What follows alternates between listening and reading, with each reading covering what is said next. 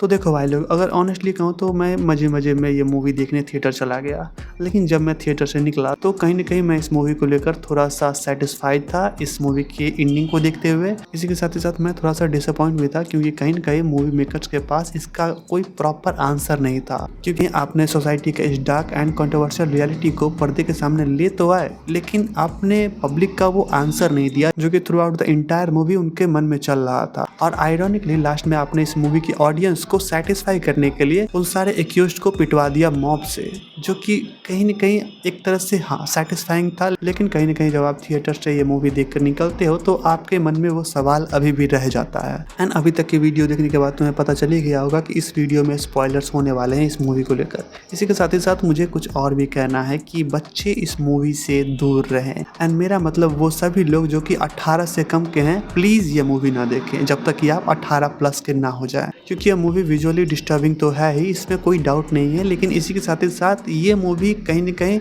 उन सारे चीज़ों को सामने ला के रखती है जो कि 18 प्लस से नीचे के बच्चों को नहीं देखना चाहिए। क्योंकि जब आप ऐसे कंटेंट को कंज्यूम करते हो जो कि 18 प्लस है, अंडर एज होते हुए भी, तो कहीं न कहीं यहीं से उनके मन में एक कट्टरता जगह ले लेती है जो कि किसी इंडिविजुअल इंसान के लिए नहीं होती, किसी ऑर्गेनाइजेशन के लिए नहीं होती, एक पूरी कम्युनिटी के लिए बन जाती है।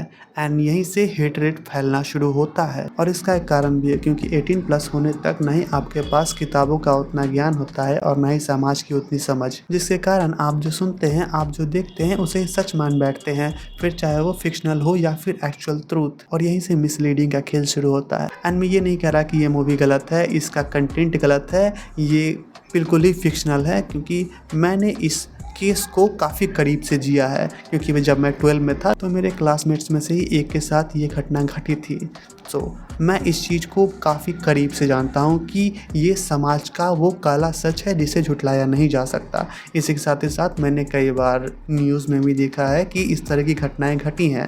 एंड आई एम श्योर कि तुम भी इस बात से वाकिफ़ होगे। बट हम बात कर रहे हैं यहाँ इस मूवी की। एंड ये मूवी कहीं न कहीं उन सारे सच्चों को दिखाने में काफ़ी हद तक सक्सेसफुल होती है, मैं इस बात से अग्री करता हूँ। लेकिन जहाँ आप इन सारे सच को दुनिया के सामने रख रहे हैं पर्दे के थ्रू, वहीं दूसरी तरफ आप उस सवाल से भी भाग रहे हैं जो कि जनता आपसे पूछ रही है कि आपने ये मूवी दिखाई, ठीक है, आपने ये सारा गिरोह दिखाया, ये सारी कॉन्स्पिरेसी दिखाई, लेकिन अंत में जब हमने ये पूरी मूवी देख ली, हमारे मन में कुछ सवाल आए तो आपने उस सवाल का कुछ प्रॉपर आंसर नहीं दिया कि ठीक है, हम इस चीज़ को टैकल कैसे करें।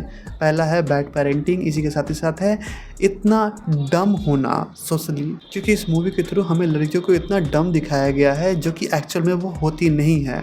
शायद कुछ होती हो, मैं मानता हूँ कि दुनिया में कोई न कोई ऐसा होगा जो कि इस इमेजिनेशन से काफ़ी हद तक मेल खाता हो, लेकिन मेरी नज़र में ऐसा कोई नहीं था। क्योंकि अगर ऐसा होता तो मेरी बंदी अभी भी मेरे साथ होती और मैं सिंगल ना होता।